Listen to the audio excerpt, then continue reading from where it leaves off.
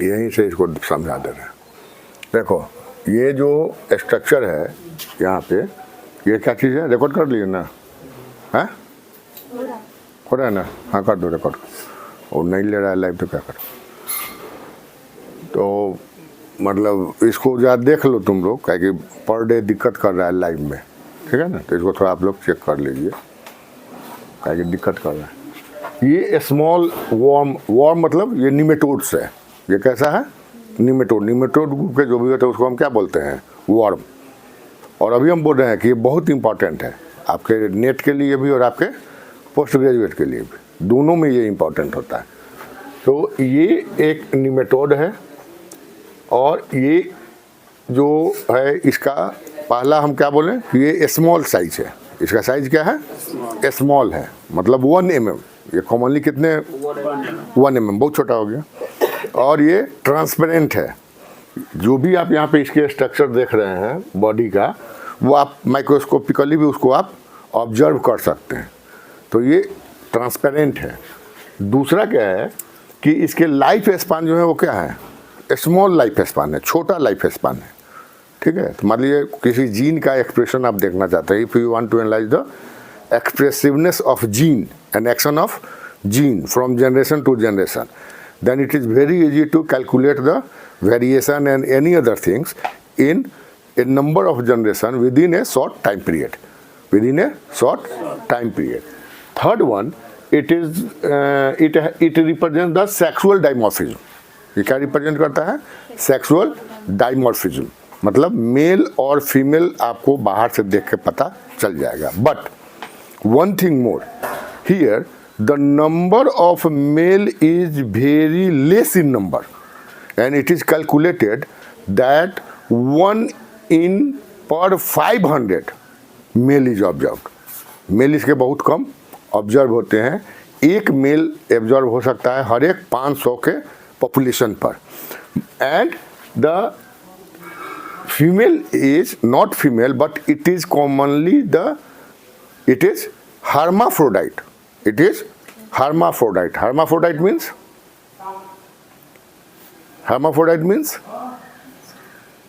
it has both male and female gamete producing organs. इसके पास mail producing organs भी है और फीमेल गैमिट प्रोडक्शन का भी ऑर्गन है। कहने का मतलब कि ये स्पर्म भी प्रोड्यूस करेगा और एग भी प्रोड्यूस करेगा। ये स्पर्म भी प्रोड्यूस करेगा और एग भी प्रोड्यूस करेगा। And just I am saying that the C. elegans is represents sexual dimorphism. ये सेक्सुअल डाइमॉर्फिज्म को भी क्या कर रहा है? रिप्रेजेंट कर रहा है। तो देखिए अब यहाँ पे दोनों बात अलग अलग हो रही है कि एक ये तो सेक्सुअल डाइमॉर्फिज्म को भी रिप्रेजेंट कर रहा है। सेक्सुअल डाइमॉर्फिज्म का मतलब it has capacity to produce the male. Of course the number of male is very less in number. इसका नंबर क्या है? बहुत कम है। But it is responsible for the production of male. Another way, it is responsible for the production of hermaphroditic individuals. Hermaphroditic means one individual has capacity to produce male and female. Male and female. That means it is responsible for the production of sperm and egg both. That means it is responsible for both self-fertilization and cross-fertilization.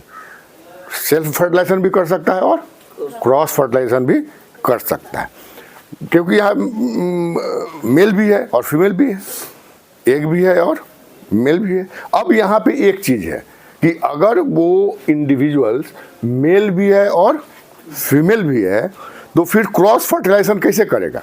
एक प्रश्न आ रहा है यहाँ पर। तो यहाँ पे इसका उपाय, इसका जवाब क्या है कि the mail sperm is produced in larval stage. L4 में ये स्पर्म को प्रोड्यूस कर देता है। किसमें? L4 means the larval stage, fourth larval stage जो होगा वहाँ पे ये प्रोड्यूस कर देता है। और तब वो लेटर ऑन जब वो मेच्योर करेगा तब वो फीमेल को एग को प्रोड्यूस करेगा। Then they egg and sperm are fertilized internally, and after the fertilization the embryo is released through the vulva. Here ये clear नहीं है, that is the vulva. Here it is the vulva. तो वाल्वा का मतलब कि in the invertebrate same चीज़ है, जैसे जिस चीज़ को हम कॉर्डेट्स में या हायर एंड वर्टिब्रेट्स में जिसको हम वेजाइना बोलते हैं, that is in invertebrate it is referred as the vulva, it is referred as the valva. So now it is produced from the valva. I am saying why, because it is also significant and its molecular differentiation is also significant. ये अभी हम लोग देखेंगे उसको. Now this is the gonad. ये जो आप देख रहे हैं क्या है, ये गोनेड है. This one is the intestine. यही एक सिंपल स्ट्रक्चर, इसका सिंपल स्ट्रक्चर होता है. ये क्या है, यहाँ से यहाँ तक इंटेस्टाइन है, रेक्टम एंड एनस, यहाँ पे कॉर्पस है, इस्थमस है, all are the part of the intestine and this part is of the reproductive system. ठीक है. एंड नाउ द मेल, अब यहाँ पे दोनों कंपोनेंट्स आ रहे हैं. ठीक है. तो पहला क्या होगा कि इसका स्मॉल लाइफ स्पान है, ट्रांसलूसेंट है, स्मॉल है, सिंपल जीन ऑर्गेनाइजेशन ये रखता है, because it has only 5 pair of autosome and 1 XX और X0. या तो इसको 1 XX होगा या X0 होगा, XX और X0. X0 किस में होगा, मेल में. X0 जो होगा वो मेल में होगा और XX जो होगा वो क्या होगा, फीमेल बोल रहे हैं, but it is actually the hermaphrodite. It is actually the hermaphrodite. ठीक है. वो फीमेल में एडल्ट होने के बाद, हम जस्ट बोल रहे हैं, just I am saying that in the larval form it is responsible for the production of sperm. It is responsible for the production of sperm. But when it becomes adult, वो जैसे ही adult होगा वो किस में convert हो जाएगा, female में. वो कन्वर्ट हो जाएगा फीमेल में. So here the genetic and molecular differentiation of the sex is difficult. ये एक कॉम्प्लेक्सिटी यहाँ पे रिप्रेजेंट कर रहा है. ठीक है. It represents the complexity and likely the development of the vulva. ठीक है. embryological development of the vulva is also represent some specialized form of the genetic events, some specialized form of the genetic events or the molecular induction. Induction आप लोग पढ़े हैं कहीं, पढ़े ही नहीं होइएगा. इम्यूनोलॉजी में मॉलिकुलर इंडक्शन आप लोग पढ़े ही नहीं होइएगा. That is the molecular induction और सिग्नलिंग. इसको हम क्या बोलते हैं, सिग्नलिंग, इम्यूनोलॉजिकल सिग्नलिंग. क्लियर. तो this one is the outline of the C elegans. ये कैसा है, ये आउटलाइन है आपका सी एलिगेंस का. क्लियर. यहाँ पे कोई दिक्कत नहीं, क्या है दिक्कत. Now see here just I am saying that the male has AAX0 condition. Male क्या है, AAX0 कंडीशन है and female has the AAXX condition. Female को क्या है, AA और XX कंडीशन है. Now the two components are recognised. A number of genes are responsible for the cellular differentiation. Clear? Now here the chromosomal signal element is associated with the X chromosome. The X chromosome is associated with chromosome signal element. Sorry, signal नहीं है, that is single. हाँ, that is single element. And ASE is the autosome single element. 2. It is associated with the autosome and it is associated with the chromosome. And now the XA ratio, if you consider the XA ratio, then its ratio becomes 0.5 in the condition of male. 1/2. 1/2. तो कितने हो जाएंगे? Half. And 1 is the ratio of the observed in the female. And when the 2 autosomal sets and 1 X is present, now the ASE value is exceeded than the SXSE value. क्योंकि उसका production कितना हो गया, 2 और इसका production हो गया 1. ठीक है. तो दिस वन एक्सीडेड, वो क्या हो जाएगा, एक्सीड कर जाएगा. And in this condition the A value में ए का जो सिंगल वैल्यू होगा, it is suppressed by the activity of the XSE. Clear? And when here XOL1 gene, ये क्या है? Gene है, gene product.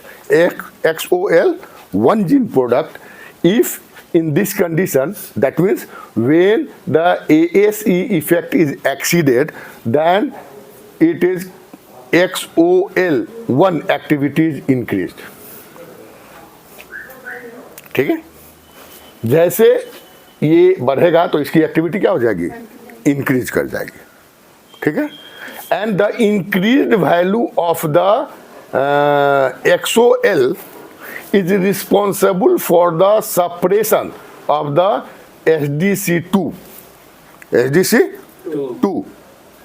इस दोनों को नहीं देखना है. आई एम जस्ट यहाँ पे ये लाइनिंग आ रहा है, इसको आप देखिए. SDC2 value is suppressed. SDC2 value is suppressed. In addition with this, the SDC1 and SCD3 SDC. Here is SDC3 value is also responsible for that is the finger protein. It is a protein. Can you आप लोग को थोड़ा सा gene regulation का idea है eukaryote में? Eukaryote में idea नहीं है जीन का.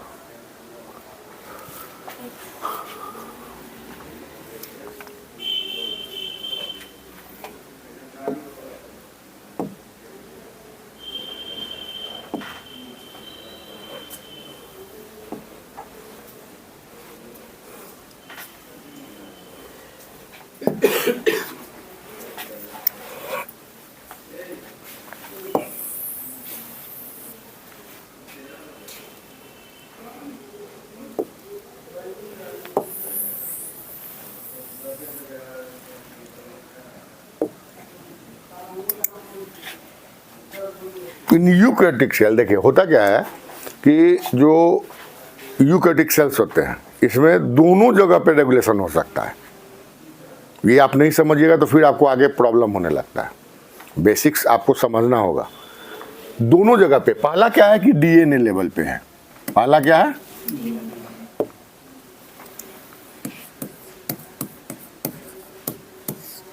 डीएनए. ठीक है? At the DNA level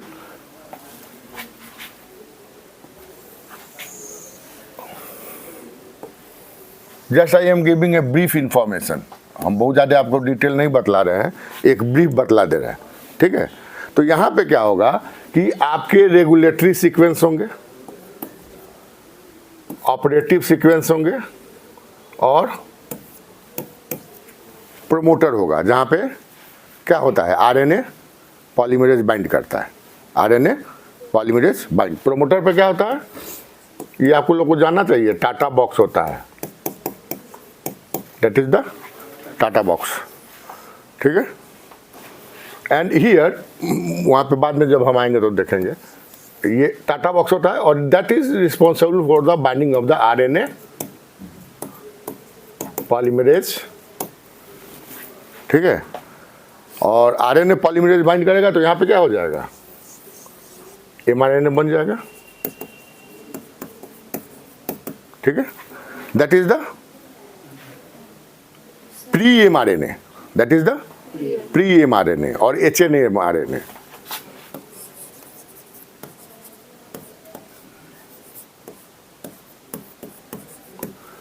Now, in this sequence, some exonic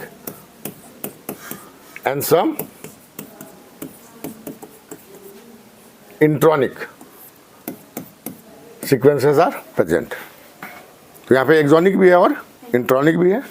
the intronic parts are non translating. ये क्या होता है? Non translating. ये ट्रांसलेट नहीं होता है. And exonic parts are translated. That means this intronic sequences are removed. ये intronic sequence क्या हो जाता है?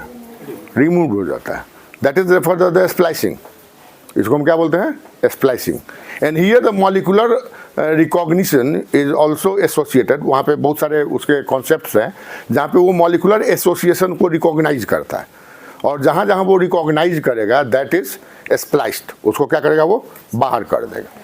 ठीक है, तो यहाँ पर भी रेगुलेशन हो सकता है। Now it's nature is changed, तो इसका नेचर क्या हो जाएगा, चेंज हो जाएगा।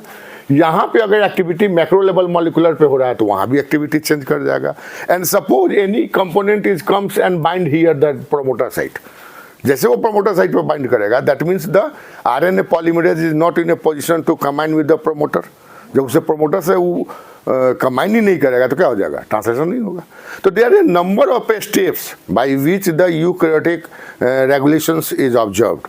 इसके अलावा क्या होता है, यहाँ पे मिथाइलेशन होता है, कैप का बहुत सारा है, पॉलीटेल का एसोसिएशन होता है, all are post transcriptional. That means here if you observed broadly अगर उसको हम देखें तो that means the components are divided into the regulatory events in the eukaryotic cells are divided into two parts, one at the transcription level, one at the transcription level, and another on the post transcription level.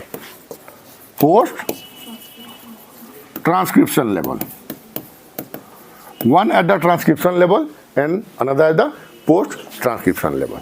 And when we study the embryological development and cell differentiation level at the cell differentiation, then both components are necessary and regulated from one step to another step. इसमें से दोनों में से कोई भी एक steps हो सकता है जो आपको क्या करेगा, उसके डिफ्रेंसिएशन को, सेल डिफ्रेंसिएशन को क्या करेगा, रेगुलेट करेगा। जैसे बंद करिए मोबाइल, जैसे आप वहाँ पे काम कर रहे हैं, ठीक है, तो एक एम्ब्रियोलॉजी आप समझिए, जीन डिफ्रेंशिएशन का क्यों पढ़ाया जा रहा है, क्या इसका मतलब है। अब मान लीजिए कि जो जाइगोट बन रहा है, जो भी जाइगोट बन रहा है, तो जाइगोट में क्या हो रहा है, हाफ क्रोमोजोम मदर का है, मतलब मेल पार्ट का है, और हाफ क्रोमोजोम फीमेल पार्ट का है, ठीक है। एंड वन जाइगोट एक सेल का होता है कि ज़्यादा सेल का होता है, वन सेल। कभी भी जाइगोट को मल्टी सेल नहीं बोलिएगा, zygote is always unicellular. And that one cell is responsible for the formation of total body of any organisms, even हम लोग का भी बना रहा है वो, ठीक है। But the one cell is responsible for the formation of the I, some cell during the embryological development responsible for the formation of liver, some intestine, some ovary and some testis. Ovary in the female and testis in the male. That means all structures are determined by the genic activities. जितने भी structures हैं वो किससे determine हो रहे हैं, genic activities से। तो ये जो जेनिक एक्टिविटीज का जो डिफ्रेंसिएशन हो रहा है, इसका स्टडी जो आप करिएगा मेल में, कहाँ पर, मॉलिकुलर लेवल पर, ठीक है, यही हुआ आपको molecular basis of the gene differentiation. Chromosomal तो आपने देख लिया कि एक में XX है और एक में X0 है, लेकिन प्रॉब्लम कहाँ पे आ रहा है कि XX है तो हर्माफ्रोडाइट क्रिएट कर रहा है, and it is the basic. इसी से कुछ मिलता जुलता आपका ड्रोसोफिला भी होगा और उसी से कुछ मिलता जुलता मैन भी होगा। इसीलिए आपके सिलेबस में molecular basis of the sex determination in C elegans, Drosophila and man, तीनों दिया हुआ है, तीनों पढ़ने के लिए दिया हुआ है। तो फर्स्ट यहाँ पे आप देखें तो ये जो रेगुलेशन हो रहा है, दैट इज द, यहाँ पे दो ही पार्ट हो सकता है जो रेगुलेशन हो रहा है, जेनिक सप्रेशन और जेनिक इंडक्शन, दो ही ना पार्ट हो सकता है। या तो किसी सेल में कुछ जीन सप्रेस हो रहा होगा, जाएगा नहीं, उसी में रहेगा, वो कहीं बाहर नहीं जाएगा सेल से, वो उसकी एक्टिविटी या तो सप्रेस हो रही है या किसी दूसरे जीन की एक्टिविटी एक्सप्रेस हो रही है। तो यही सप्रेशन और एक्सप्रेशन जब भी होगा तो ये कहाँ पे होगा, इसी स्टेज पे हो सकता है, या तो ट्रांसक्रिप्शनल लेवल पे होगा या पोस्ट ट्रांसक्रिप्शनल लेवल पे होगा, ठीक है। तो now when you move in the research, जब आप रिसर्च की तरफ जा रहे हैं, ये इसीलिए आपको पढ़ा सिलेबस में दिया भी गया है, हम बार बार बोल रहे हैं कि the topics are associated with the day to day research. अभी जो डे टू डे रिसर्च हो रहा है यहाँ पे इस पे काम हो रही है, और इसमें बहुत ऐसे भी चीज़ है जो अननोन है, अभी ऐसा नहीं है कि सब चीज़ नोन हो चुका है, ठीक है। तो ये सारे लेवल्स हैं। तो अभी हम जो आप लोग को बताएंगे इसमें कुछ ट्रांसक्रिप्शनल लेवल पे होगा और कुछ पोस्ट ट्रांसक्रिप्शनल लेवल पे होगा, इसीलिए इतना हम आपको इधर ला दिए हैं।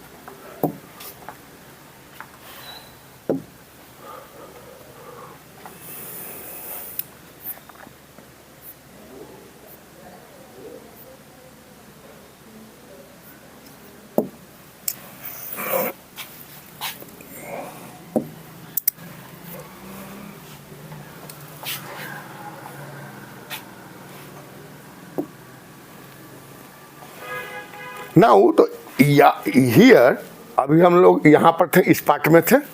तो that is the first identified is the XOL1 gene, XOL1 gene, and then the activity is responsible for the suppression.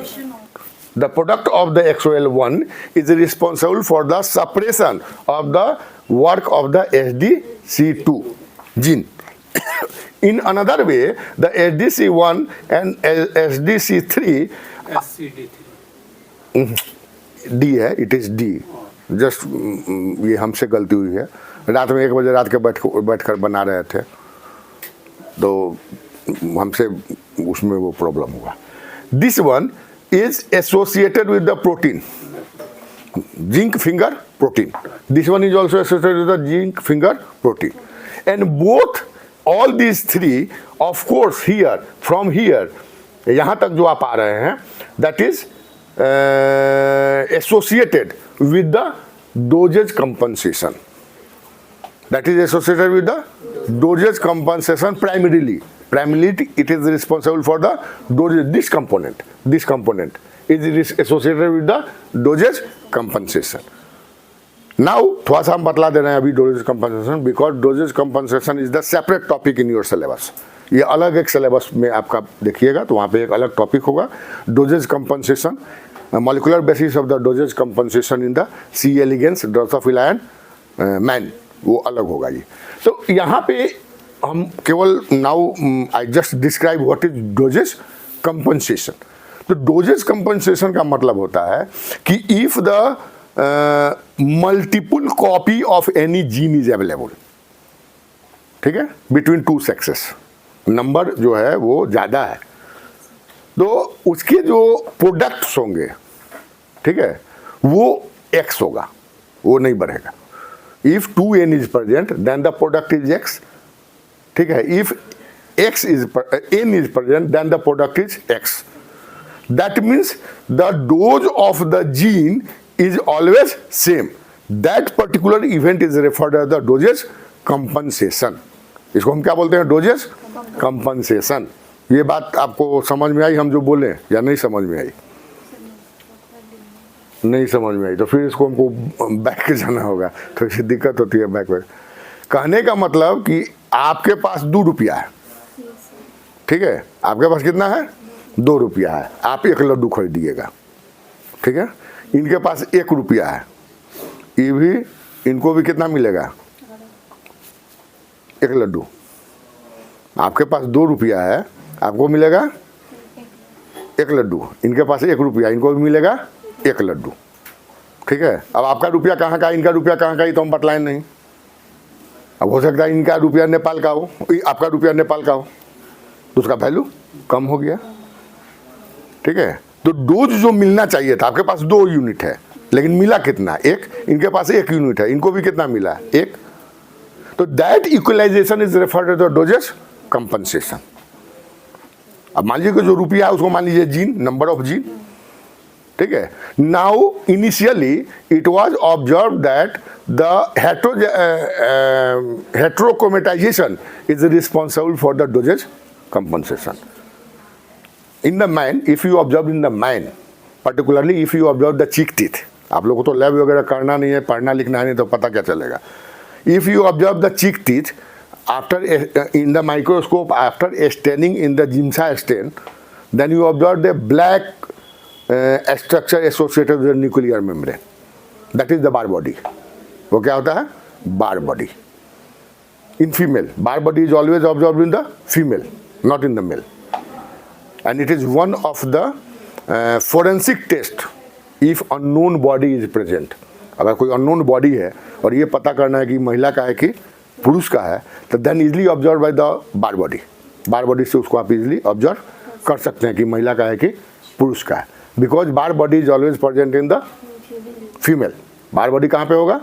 Female. Epstein Barr at first reported by the Epstein Barr. That Barr body is form by the complete heterochromatization of one X chromosome, one X chromosome. तो female में 2x था, एक complete हेट्रोजाइगोस उसका heterochromatization हो गया, तो वो inactive हो गया, उसका काम हुआ नहीं। But when we observe the dosage compensation in different components at the molecular level, अगर उसको हम, ये तो आप एक्सटर्नली उसको देख रहे हैं, but if we observe at the molecular level, उसको हम कहाँ पे देखें?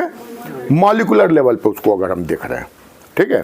तो अगर हम उसको मॉलिक्यूलर लेवल पर देख रहे हैं तो क्या होगा कि the mechanisms are different.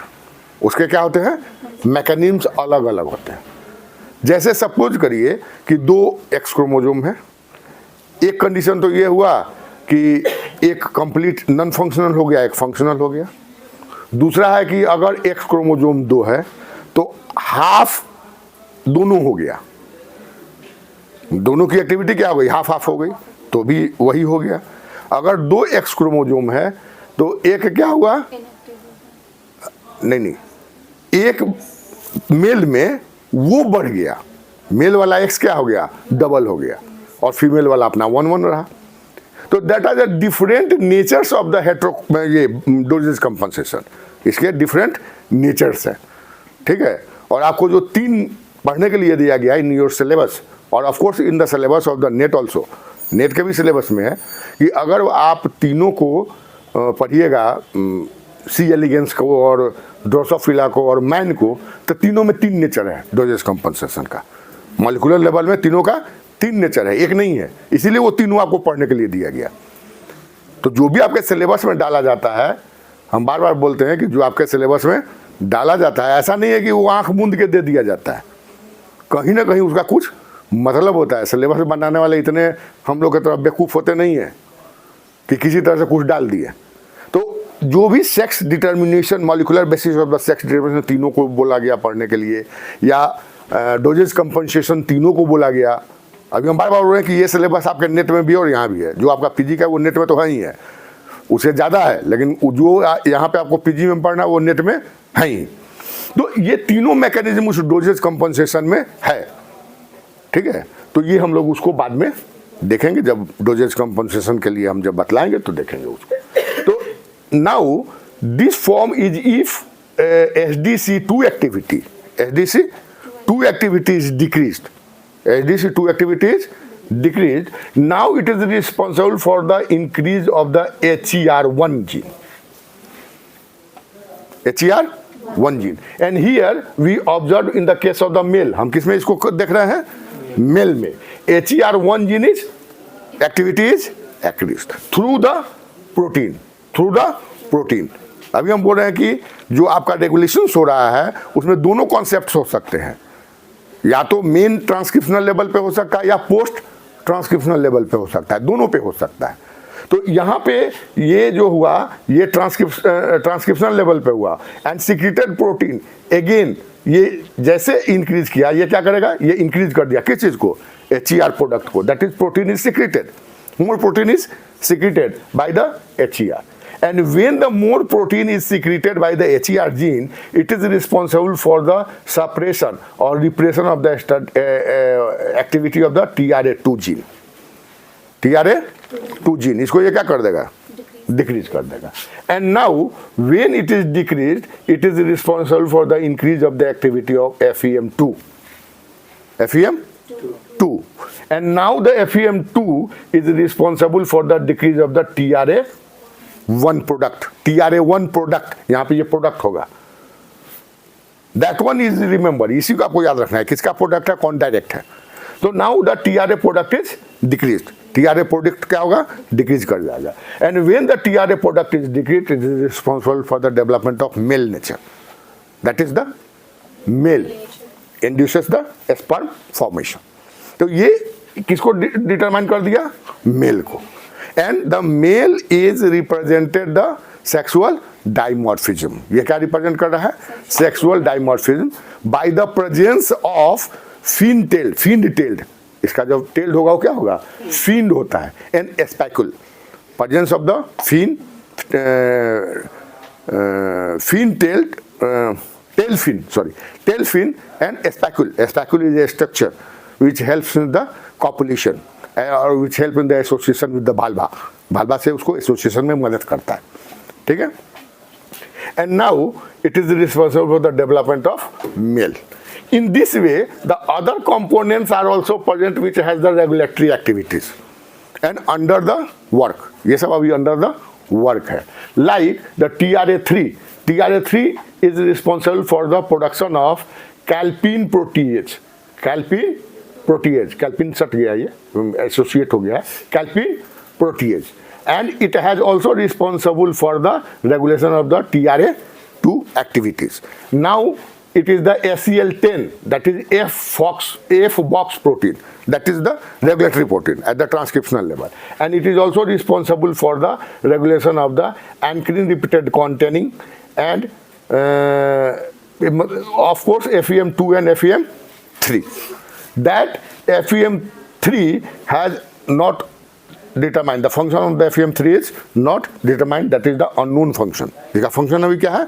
Unknown है, and it is responsible for the ankyrin repeat containing protein, ankyrin releasing protein, and by this way it regulates the mechanism of the sexual differentiation at the molecular level.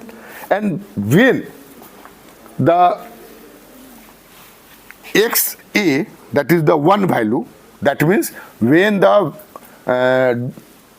value of the XSE element is exceeded on the ASE element, now the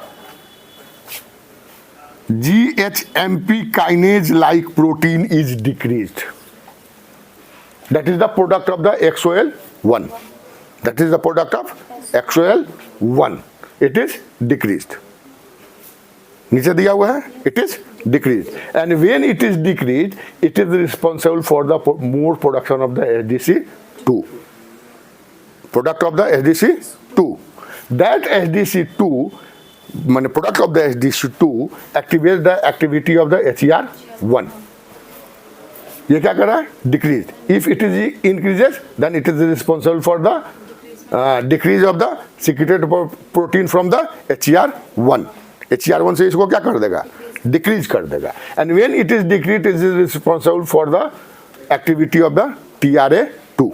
TRA2 की activity को ये accelerate कर देगा. Just opposite to the male. Male का ये क्या है? Just opposite है.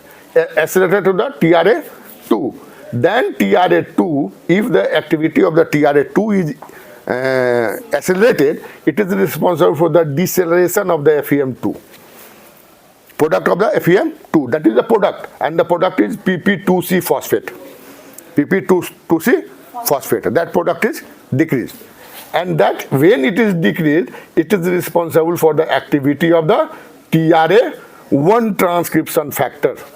TRA1 ट्रांसक्रिप्शन फैक्टर, इसका जो ट्रांसक्रिप्शन फैक्टर है, इसका जो प्रोडक्ट है वो क्या हो जाएगा? इंक्रीज कर जाएगा. And when it is increase, it is responsible for the development of female character. Female character ये यहाँ पे हर्माफ्रोडाइट लिख के हमने फीमेल नहीं लिखा. क्यों? Because it is compulsorily present either in the same individual और in the another individual. But in the female the male component is present. Male component होगा, ठीक है? And that development is the development of the male is in the L4 stage. ये कहाँ तक हो जाएगा? L4, larval 4 तक ये complete हो जाएगा. And now this one is developed. Clear? इसमें कहीं दिक्कत नहीं? यह है दिक्कत? कहीं दिक्कत है? ठीक है, जरा रोक दो. Very difficult to explain all this things. अब ये पूरे को हम बतलाएं ये संभव नहीं है. ये हम आपको बतला रहे हैं. In must go through some books. कोई बुक्स देख लीजिए, नेट पे बहुत इसके लिटरेचर्स हैं, आप उसको देख सकते हैं. ठीक है, तो इस यहाँ पे कहीं दिक्कत नहीं है. Of course, dosage compensation. I am not describing the dosage compensation. Dosage compensation हम describe नहीं कर रहे हैं. वो इसलिए नहीं कर रहे हैं कि वो चीज़ आपको अलग से पढ़ना है, तो वो हम अलग से पढ़ाएंगे. अब the second thing, it is the responsible for the male and female. It is responsible for the differentiation of the, मतलब that is the organ responsible for the, और male और female इसको नहीं बोलिए. It is better to say that it is the pathway for the development of organ responsible for the formation of sperms and egg. Sperms and egg. This pathway is responsible for the development of the egg. That is the male property. It may be in the hermaphroditic nature, or it may be developed as a in the individual, or this one is the female part. And when the female is developed, this one is also present, and in this way it is responsible for the hermaphrodite. And this one ये जो part हो रहा है ये कब तक हो जाएगा? वो अपर पार्ट रेड से जो लिखा हुआ है, it is completed up to the L4 stage. ये कहाँ तक हो जाएगा? L4 स्टेज तक. L4 स्टेज तक आते आते ये चीज हो जाना है. ठीक है. Now the second important thing is the development of vulva. Development of vulva. Origin and development of vulva. It is important. It is most important.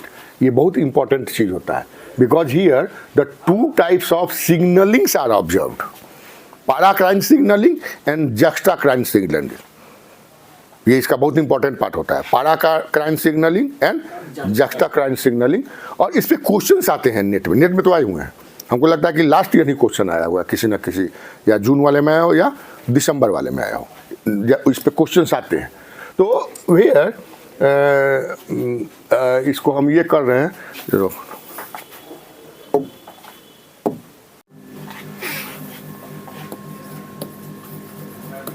Vulva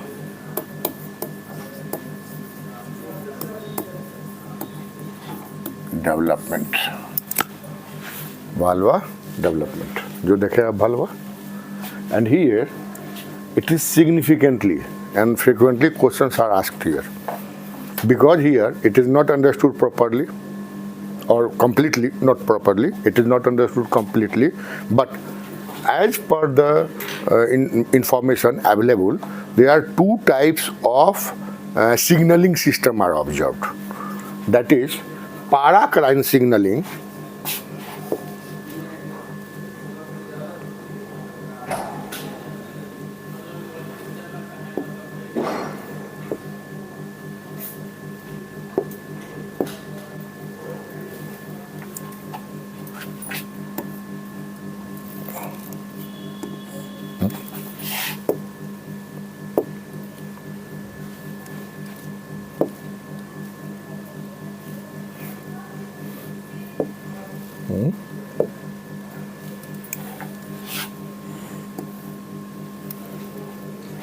थोड़ा बड़ा कीजिए, 100 पे जाएगा तो 80.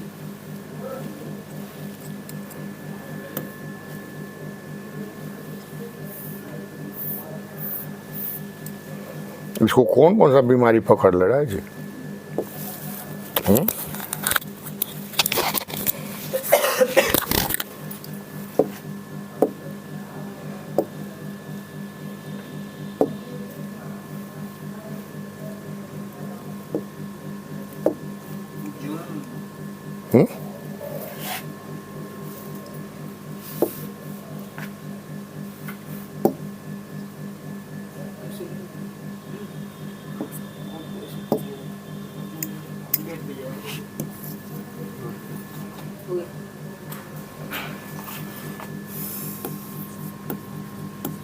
Paracrine signaling and juxtacrine signaling. Juxtacrine signaling. Both are observed here. Cell signaling is different. That is, of course, it is the part, because the signaling is we observed in the signaling in the human and Drosophila. बाद में उसको हम देखेंगे.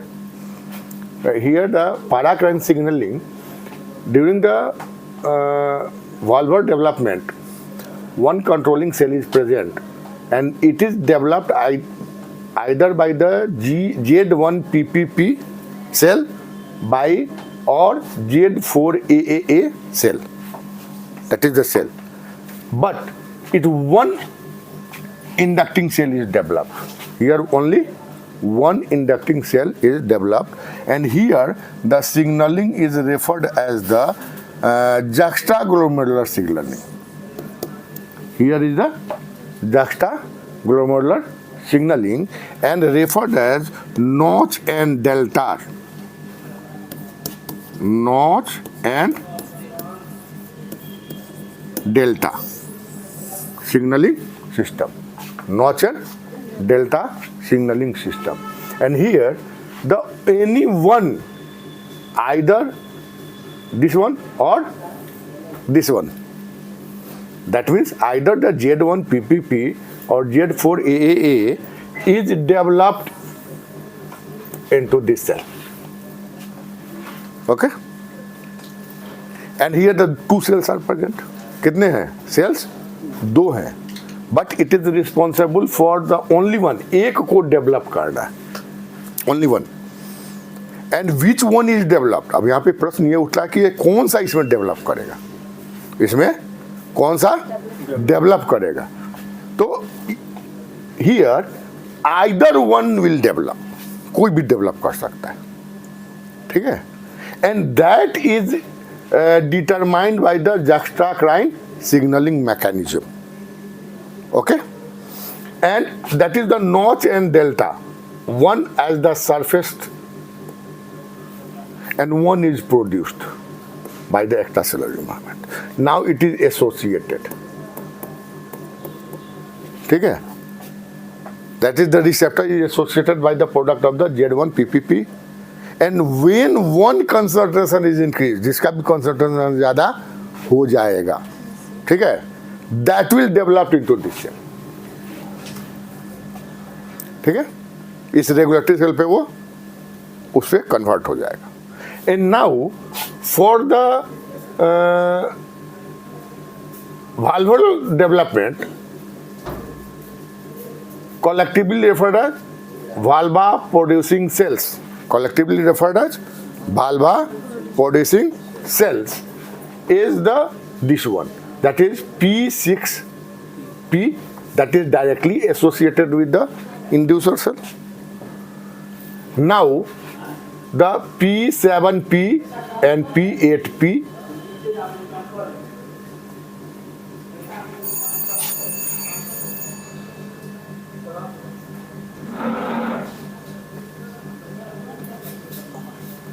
sorry, this one 3, this one 4, this one 5. Okay? That means 6 cells are present responsible for the valvular development. And when we analyzed that this one 6P6 is responsible for the development of medial valva. Medial valva. This one is responsible for adjoining to the P6P. Adjoining to the P6P is the 4P, P4P and P7P. It is the lateral valve. Lateral valve. And this one is responsible for the, which one is, sorry, is the farthest. This one is the farthest here and here. That is responsible for the hypodermis. Hypodermis. Hypodermis. It is responsible for the development of hypodermis. And now all these components are induced or regulated by the chemical produced from the regulatory gene. That is the LIN3. LIN3.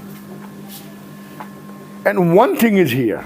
अब यहाँ पे जो main बात है, because it is referred as the paracrine signaling. It is the juxtacrine signaling and this one is the paracrine signaling. Okay? And in the paracrine signaling, the lean 3 produced, that is the lean 3 produced, and its concentration associated with the valval producing cells have different effects. ठीक है, ये outside Sigit हो रहा है और कहाँ जा रहा है, आउटसाइड. एंड दैट आउटसाइड, जब ये आउटसाइड जा रहा है तो ये कितने उसको क्या बोलते हैं हम, कंसंट्रेशन, कितना कंसंट्रेशन से वो इफेक्टेड हो रहा है, कौन, वाल्वा प्रोड्यूसिंग सेल्स, वो डिटरमाइन किसको कर रहा है, उसके फेट को, उसके फेट को. एंड हाईएस्ट जो मैक्सिमम जो कंसंट्रेशन इफेक्टेड होगा उसे कौन इफेक्टेड होगा, P6P. दैट मीन्स हियर, इसको एक चीज हम यहाँ पे कर दें, this one the regulatory, just a minute.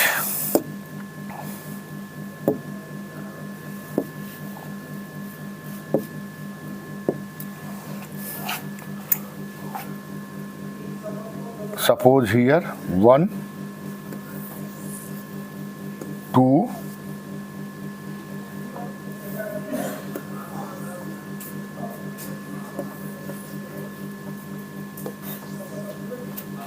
this one like this, okay, and it is responsible for the production of lean 3, lean 3, lean 3. And lean 3, the maximum effect of the lean 3 on the P6, P6P, sorry.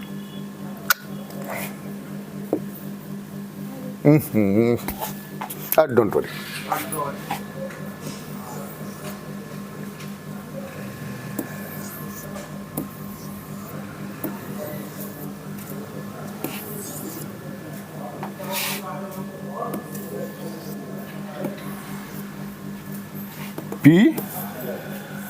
P6P. Here it is the maximum concentration affected to the P6P, and it is responsible for the development of central valva or median valva, central valva, and it is considered as the 1 degree differentiation at the degree level, at the 1 degree differentiation. And here the component is the lean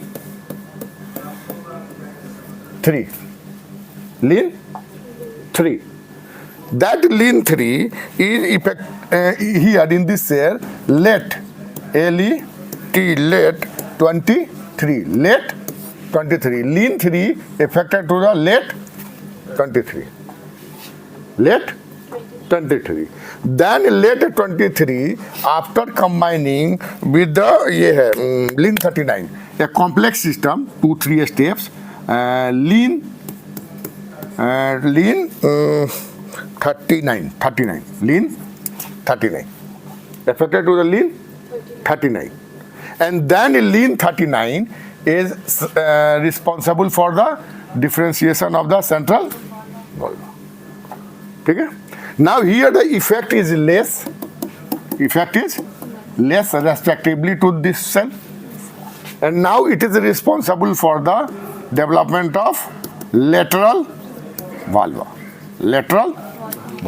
This one is also responsible for the development of lateral valva, and it is the 2 degree differentiation.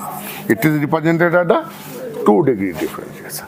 Now the farthest has very less effect by the lean 3. The concentration is very less, and it is responsible for the development of the hypodermis.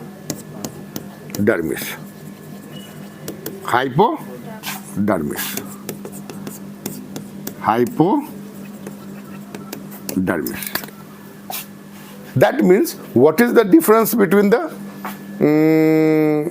paracrine signaling and juxtacrine signaling? Here two हम use कर रहे हैं. कौन सा? Paracrine signaling and juxtacrine signaling. Paracrine signaling. In the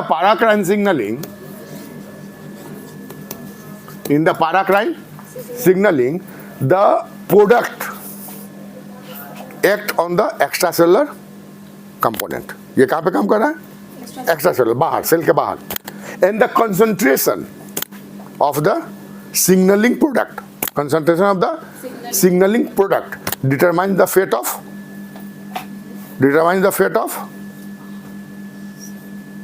valvular cell. And if it is somewhat distantly present, it is responsible for the development of the lateral valva. That means the concentration gradient, the induction is dependent on the induction is determined by concentration. Induction is determined by the concentration of inducer. That means the induction is determined by the concentration gradient. In other way, it is referred to the concentration gradient induction. Clear? And in the juxtaglomerular signaling, and in the juxtacrine